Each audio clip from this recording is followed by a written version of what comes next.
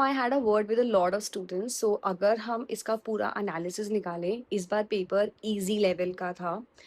सब स्टूडेंट्स का सेम ही रिस्पॉन्स है कि पार्ट सी के अंदर वन लाइनर क्वेश्चन थे, completely out of nowhere, because हमारे पार्ट सी में यूजुअली एक्सपेरिमेंटल क्वेश्चंस आते हैं, स्टेटमेंट वाइज क्वेश्चंस आते हैं।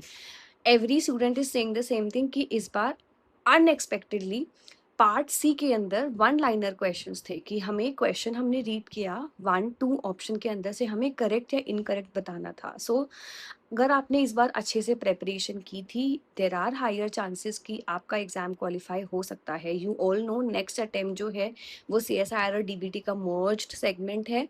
सो जो भी स्टूडेंट अच्छे से तैयारी कर कर गया था, वेरी गुड, हाईएस्ट चांसेस कि आपका एग्जाम क्वालिफाई हो जाएगा। पार्ट A, B, C के अंदर जो टॉपिक्स एग्जाम में आए हैं, सारे ही टॉपिक्स मेजरली एक्सपेक्टेड थे।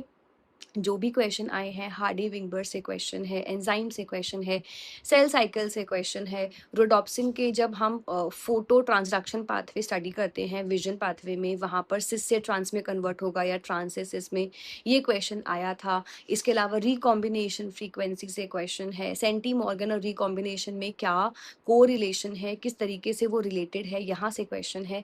इसके अलावा अगर हम ओवरऑल बात करें, पार्ट ए के अंदर अगर मैं बात करूँ, पार्ट ए में भी जो प्रीवियस ईयर्स के अंदर सेगमेंट आए थे वहाँ से क्वेश्चन है। So it's a very good thing कि एग्जामिनेशन का इस बार लेवल लो गया है, लेकिन यहीं पर अब देर आर चांसेस कि अब बिकॉज पेपर इजी आया है तो कट ऑफ जो है वो बहुत हाई जाने वाली है। सो बकल आप, अगर एग्जाम अच्छा हुआ है, मेक श्योर कि आपने अच्छे खासे क्वेश्चंस करे हो। रिमेंबर, कट ऑफ जो है वो लेवल ऑफ एग्जाम से पूरा डायरेक्ट कोरिलेशन में होती है। अगर पेपर इजी आया है दैट मीन्स जो कट ऑफ है वो हाई जाएगी, अगर पेपर डिफिकल्ट आता है तो कट ऑफ लो जाती है। सो अगर आपका पेपर अच्छा हुआ है दैट मीन्स आपने ज़्यादा क्वेश्चन अटेम्प्ट किए होंगे, and I hope over confidence में या फिर जल्दीबाजी में ज़्यादा क्वेश्चंस ना कर दिए हों with the help of guess work और something. So overall paper easy था, ईजी टू मॉडरेट बोलेंगे, बहुत ईजी भी नहीं और बहुत ज़्यादा डिफिकल्ट भी नहीं। सो कट ऑफ जो है वो हाई जा सकती है। जनरल कैटेगरी की कट ऑफ भी काफ़ी हाई जाएगी, बाकी कैटेगरीज की भी कंपैरेटिवली लास्ट ईयर से हाई जाएगी, बिकॉज लास्ट 2 साल से कट ऑफ काफ़ी कम जा रही थी, बिकॉज पेपर बहुत डिफिकल्ट आ रहा था। तो CSIR ने सबको सरप्राइज कर दिया ईजी पेपर देकर। 4 o'clock we'll have a live paper discussion, join in there, मैं लिंक डिस्क्रिप्शन में डाल दूंगी।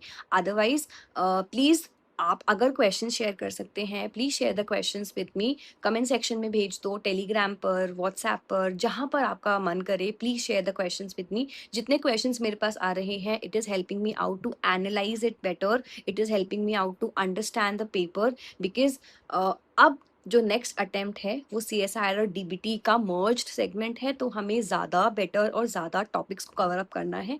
So let's do it together and help out your teacher as well. We have tried to help you in the best manner from the very beginning, and I hope जो हमारा लक्ष्य batch था, हमारे paid batches थे, हमारे normal batches थे, सब ने आपकी हेल्प की होगी। If yes, let me know in the comment sections below. So examination जो था वो easy लेवल का था, and this is the very first hands on experience जो अभी तक मुझे मिला है, and we'll have a 4 PM discussion now. All the very best. And आप बताओ कि what was your or what is your take on the examination, and we'll discuss it together. All the best.